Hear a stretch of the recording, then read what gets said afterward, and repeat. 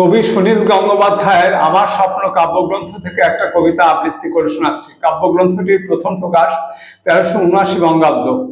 কবিতাটির নাম যদি নির্বাসন দাও। যদি নির্বাসন দাও, আমি ওষ্ঠ অঙ্গুরি ছোঁয়াবো, আমি বিষ পান করে মরে যাব। বিষণ্ণ আলোয় এই বাংলাদেশ, নদীর শিয়রে ঝুঁকে পড়া মেঘ, প্রান্তরে দিগন্ত নির্নিমেষ, এ আমারই 3.5 হাত ভূমি।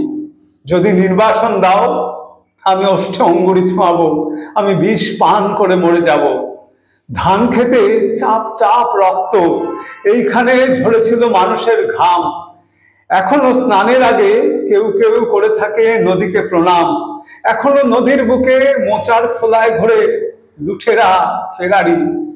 শহরে বন্দরে এত অগ্নিবৃষ্টি, বৃষ্টিতে চিক্কন তবু এক একটি অপরূপ ভোর।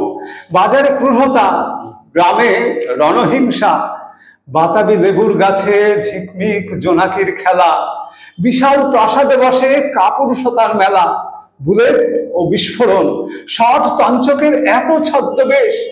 রাত্রির শিশিরে তবু কাঁপে ঘাস ফুল, এ আমারই 3.5 হাত ভূমি। যদি নির্বাসন দাও, আমি ওষ্ঠ অঙ্গুরি ছোঁয়াবো, আমি বিষ পান করে মরে যাব। কুয়াশার মধ্যে এক শিশু যায় ভোরের স্কুলে, নিথর দিঘির পাড়ে বসে আছে বক। আমি কি ভুলেছি সব স্মৃতি, তুমি এত প্রতারক। আমি কি দেখিনি কোনো মন্থর বিকেলে শিমুল তুলোর ওড়াউড়ি, মোষের ঘাড়ের মতো পরিশ্রমী মানুষের পাশে শিউলি ফুলের মতো বালিকার হাসি।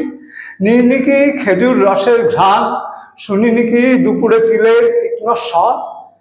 বিষণ্ণ আলোয় এই বাংলাদেশ, এ আমারই 3.5 হাত ভূমি। যদি নির্বাসন দাও, আমি ওষ্ঠে অঙ্গুরি ছোঁয়াবো, আমি বিষ পান করে মরে যাব।